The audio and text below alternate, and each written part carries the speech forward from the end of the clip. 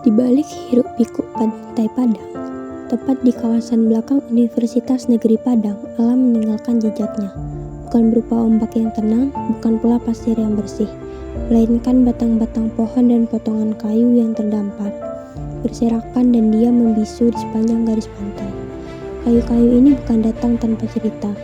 Mereka adalah sisa perjalanan panjang air yang mengalir dari hulu, menyusuri sungai, membawa apa saja yang dilaluinya, hingga akhirnya berlabuh di tepi laut.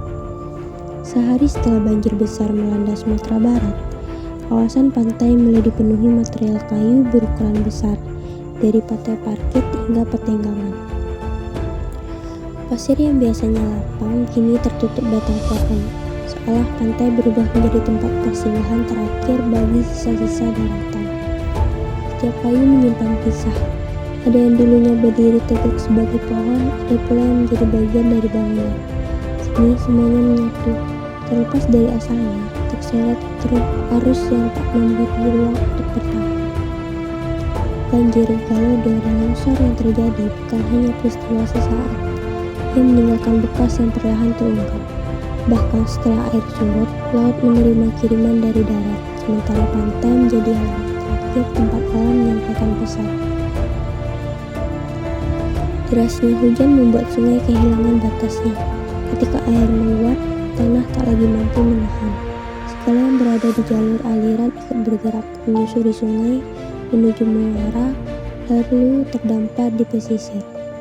Batang pohon yang kini tergeletak di pasir menjadi penanda bahwa keseimbangan sedang diuji, bahwa apa yang terjadi di dataran tinggi pada akhirnya akan sampai ke laut. Keberadaan kayu-kayu ini perlahan mengubah wajah pantai. Ruang terbuka yang biasanya menjadi tempat beraktivitas kini terhalang. Akses menuju laut menyempit. Pemandangan yang semula menjadi tujuan rekreasi berubah menjadi pengingat akan kekuatan alam. Namun lebih dari sekedar gangguan visual, tumpukan kayu ini mengajak untuk merenung tentang hubungan antara manusia dan lingkungannya, tentang sungai yang kehilangan ruang, tentang tanah yang tak lagi menyerap, dan tentang hulu yang menyatukan nasib hilir. Upaya pembersihan memang dilakukan. Satu persatu kayu disingkirkan dari pantai. Tetapi pertanyaan yang tersisa jauh lebih besar, apakah cukup hanya membersihkan sisa-sisa banjir tanpa membenahi penyebabnya? Pantai belakang UNP hari ini berbicara dengan caranya sendiri.